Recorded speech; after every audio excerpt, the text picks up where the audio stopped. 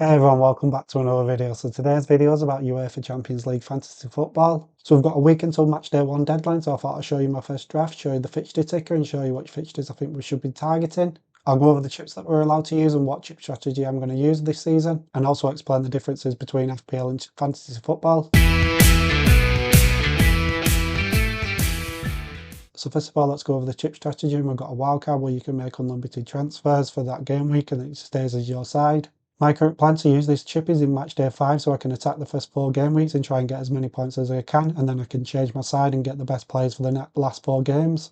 And then we've got the limitless chip where we can make unlimited transfers for 1 round. You've got an unlimited budget, so you can buy anybody that you want, so you can actually buy all the costly players that cost about 10-11 million from these big clubs. But your team does reset to your old side after that match day, so you do go back to your old side. I've looked to potentially use my limitless chip in match day 7, where Real Madrid are at home against Monaco, Bayern Munich are away against PYAiuT, Man City are away against Bodo Glimt, and Chelsea are at home against Paphos, where you could load up on all 4 of these teams and get all the best players from them sides and cost a lot of money.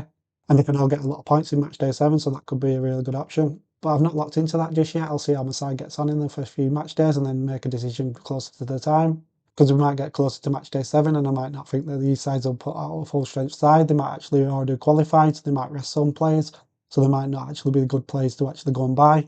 And as you can see just above my head, you've got the WC and the L. That means for wildcard and limitless, so whenever you actually use them, they'll go into red, so I've actually used the chips.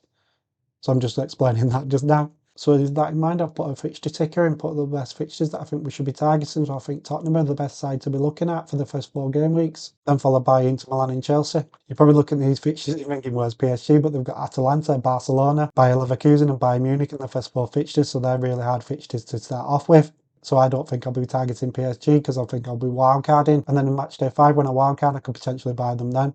So with all that in mind, let's have a look how my first draft is looking. So in goal, I've got Vicario, and as I said, Tottenham's fixtures are really good for the first 4 game weeks. And then we've got Meret on the bench for Napoli at 4.0 million. I think he's a really good keeper to have at that price. The opening fixture away against Manchester City isn't the best, but after that they've got Sporting, PSV, Frankfurt, Karabag, Benfica, then Copenhagen, so they've got some good fixtures just after that, so I think he'll potentially get some clean sheets in them. And at 4.0 million, you can't really go wrong at that price. Then into defence, I've got another Tottenham player in Pedro Porro. And then I've gone with the Chelsea asset in Tosin. I think he'll be the most nailed-in player for the centre-back position in Chelsea. Then I think it'll be a toss-up out of Wesley Fofana and Chalobah for the other position, but I'm not too sure which one will start all the time. I think they'll be changing a little bit, just because of Wesley Fofana's fitness. I think at times he'll be benched. So I've gone with the safe option of Tosin at the moment. Then I've gone with Huijsen at Real Madrid at 4.5 million. Is a really good price for him. And the same with Calafiori at 4.5 million for an Arsenal defender. It's a really good price. So I think they're really good prices at 4.5 million. And when you're playing for Chelsea, Real Madrid and Arsenal, I think they're expected to keep clean sheets in the tournament. And I think for the first 4 game weeks, the fixtures are pretty good. And then my last defender is Quansah, who's gone to Bayer Leverkusen. Bayer Leverkusen fixtures are pretty good, so I think for 4.5 million he could be really good. It'll be interesting to see how Bayer Leverkusen get on this season. They've lost a few key players. And they've already sacked Ten Hag as manager, so who knows what will happen with them this season. Into midfield now, I've picked Elise, and I think he's locked into my side at 8 million.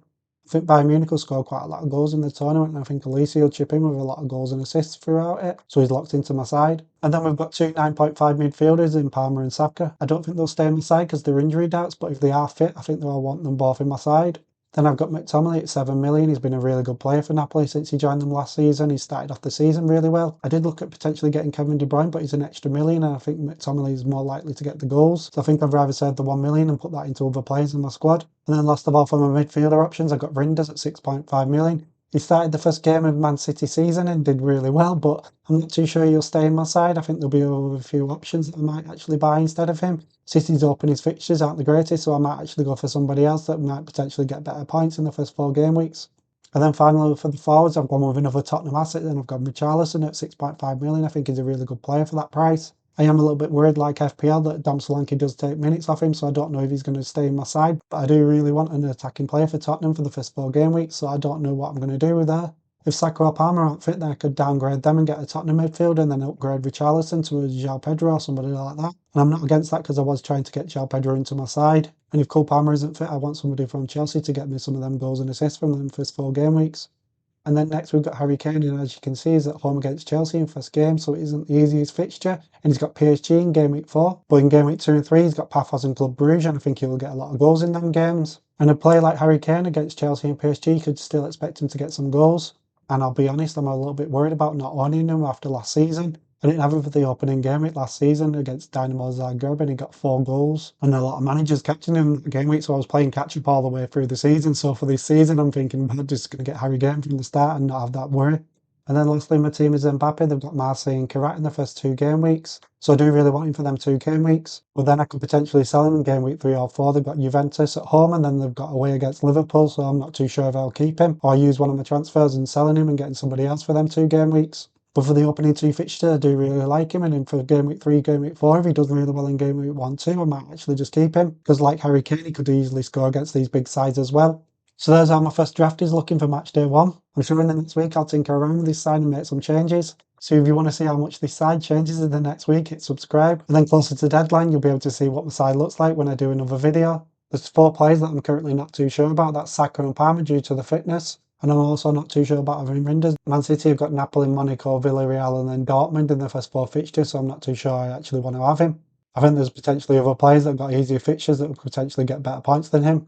Then the 4th player I'm uncertain about is Richarlison, as I've mentioned. If Cole Palmer isn't fit, then I will sell him, and I think I'll get a Tottenham midfielder instead of him. And then I'll change Richarlison to João Pedro, because I think he's a really good asset to have. So quickly before I do finish this video, I just want to mention the need of actually having a really good squad in this game. Because unlike FPL, after the deadline, you can actually make changes. So the side that you can see there with a 4-3-3, that is because they're actually playing first. And the players on the bench are actually playing on the Thursday night instead of the Tuesday or Wednesday. So what I would do is play all the players that are playing on the 16th and 17th, which are all in my side. See how they get on, and if they don't get many points, then I can actually sub them out for them players on the bench. Because you're probably thinking, why are you playing Tosin away against Bayern Munich when you've got Conte on the bench against Copenhagen? But we'll see who gets the least points on Tuesday and Wednesday. And let's say, for example, Tosin only gets 1 point, and then I'll swap him out and get Conte. Let's say Palmer isn't fit and he doesn't play, then I'll actually swap him out and get McTominay in my side. And let's say PYAiuT doesn't keep a clean sheet on Tuesday, then I've got Meret that plays on Thursday against Man City. So I could actually swap PYAiuT out and get Meret in my side. So for captaincy, you can change it each night depending on if they do well. So for example, on Tuesday night, Mbappe and Saka play, so you can pick one of them as captain. If they don't do that well, you can swap your captain and put it on Harry Kane or Cole Palmer, who play on the Wednesday. And then if you're not impressed with the captaincy points, then you've got McTominay and Rinders that you can bring into your side and captain one of them that play on the Thursday. So having players that play on a different day and actually having a 15-man squad that you can actually count on all playing is really key. Because bringing them players off the bench and actually getting 3 or 4 points up for you instead of 1 or 2 is really key and getting a really good season. So please do take that into consideration when you're building a squad. It isn't like FPL where you pick the 11-man squad and it's locked in. The 15-man squad does actually help you all the way through the tournament, so you do need to pick a good 15-man squad that actually all plays really. Anyway, that's it for my first draft of the fantasy set. Let me know in the comment section how many of these players you've got. And let me know in the comment section if you think I'm missing any key players out, and I'll try and get them into my side. This side isn't locked in, as I said, so I'm sure there'll be a few changes. Anyway, signing off, and I'll see you on the next one. Goodbye.